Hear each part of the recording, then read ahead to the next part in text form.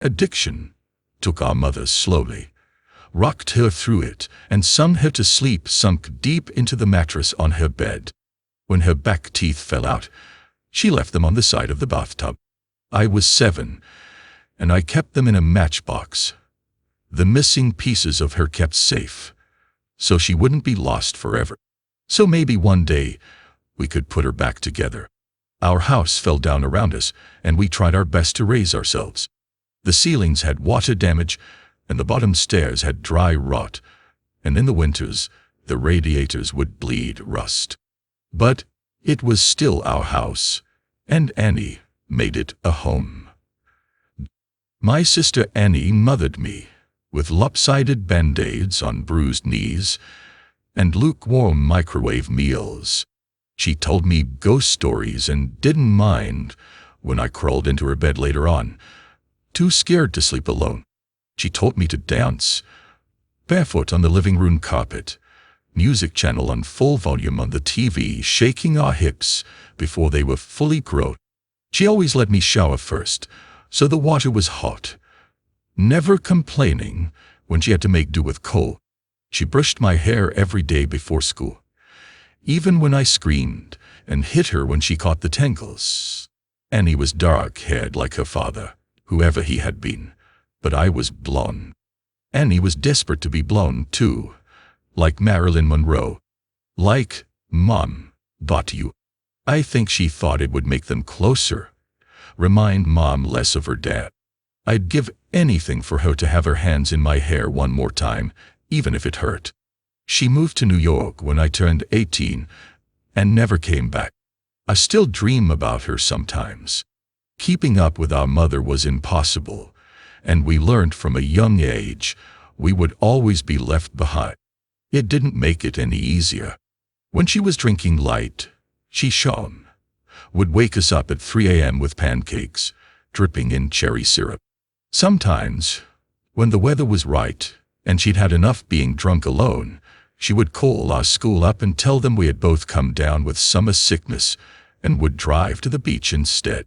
I remember being 9 years old in the back seat of the car, coming home after one of our ocean days, sucking the salt from my fingers. Annie had just dyed her hair blonde, her best friend Jane helping her bend over our kitchen sink. From behind, I couldn't tell who was mother and who was daughter, radio up and windows down, blowing the sky inside. When she was drinking heavy, she'd be out all night, hair piled up like a beauty queen, eyes glazed over and ringed with glycerin black. Sometimes she'd be gone a day or two. She would never tell us when. One day we'd just wake up to an empty house and the fridge packed full. Post-it note on the front with a smear of Mom's lipstick in the outline of a kiss, telling us she'd be back soon. Sometimes she'd bring guys home, filling the table with beer cans and ashtrays, smoke up to the ceiling. Mom lost in the haze. We'd sleep with pillows over our heads, trying to drown out the music they would blast until the a.m., and wake up to strangers at our kitchen table in the morning, asking us where we kept the coffee. When Mom drank too little, she fell apart. She wouldn't buy food, refrigerator a gaping hole in the wall. She'd chain smoke, leaving cigarette burns on the wallpaper up by the stairs like the walls were sick and decayed. She barely slept, walking around with blue half-moons under her eyes, knuckles raw, dot on shader, she on tired, chanted in lyre, naughty tol, chumney, tei, chan me, drawer, Jew. She would scream at the slightest thing.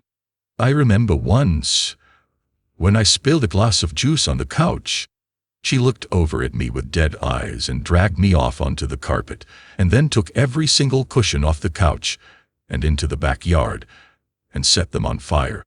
Annie went to watch a while from the window, and then sat next to me on the floor, backs pressed against the skeleton of the seats, head resting in the crater of my collarbones.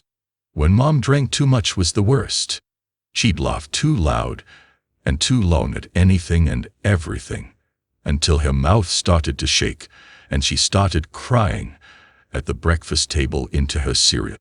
Annie shut down when Mom was like this, went somewhere deep inside herself, where nobody could hurt her. She'd stay up until the morning watching old black and white movies on TV, whispering the lines she knew by heart like prayers. When I was 5, I'd cry when I'd find Mom passed out cold on her bed, sure she would never wake up. Annie would wipe my tears, tell me she was only sleeping just like the princesses in my storybook. We'd sit on Mom's bed together and wait for her to wake up. When we were older, I was the one who would pick Mom up off the bathroom floor again and again, and Annie would put her to bed, smoothing her hair off her face and the vomit from her mouth, changing her clothes if she pissed herself. Watching them then, there was no doubt that Annie was the mother now. It was October, and I was 13, Annie 16. It was a Wednesday night, and Mom had been gone for 2 days. She'd called us that morning from a payphone, voice slurring down the line, telling us she was having the best time with all her new friends, hoped we were doing fine. When she asked me if I was having a good birthday, I hung up on her. My birthday had been the day before. Annie had given me a pile of presents, strawberry lip glosses and glittery nail polishes. I didn't ask where she got the money for them. I didn't care. We'd taken the bus to the beach with Jane, eaten the birthday cake she had made from me, sand getting into the frosting. It tasted like sweetness in the sea, and I savored every bite and scrape of sugar against my teeth. We watched the sun go down, Annie snapping grainy photos on her shitty Nokia as I blew out my candles, wishing over and over that Mom wouldn't come home, that she'd just stay gone this time. But that Wednesday night, me and Annie weren't speaking. Anger hung heavy between us, seeping through the floorboards. It began when she tripped at the bottom of the stairs. We both laughed, Annie throwing her head back, gap between her front teeth catching the light. When I bent to pick her up, I'd caught her breath, warm against the freckles on my cheeks.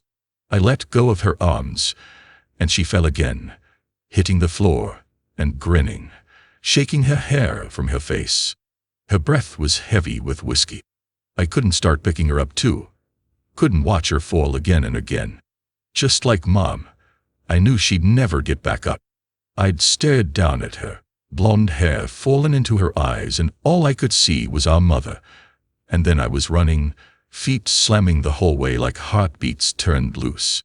I'd run for the kitchen and tipped every bottle we had down the sink, shoving Annie back as she fought to stop me, catching liquor on her fingers as it fell. She grabbed my shoulders and made me drop the very last bottle. It smashed between us on the floor, glass shards shining like would drag the stars out of the sky, and broken them. Pieces we could never put back. Outside, through the open windows, the sky turned pale gold. Clouds, a mess of pink and cream, smeared across the horizon. I cried then, watching Annie on her knees picking up the pieces. That was Annie, always trying to fix things even when it was too late. The smell of food dragged me from my room, stomach-turning traitor inside my ribcage. Annie was cooking pasta, real food, not made in a microwave. She'd set the table, Tammy Wynette, singing softly from the CD player, Annie gently swaying her hips as she stirred the tomato sauce, rich and warm. As we ate in silence, with every bite I forgave her.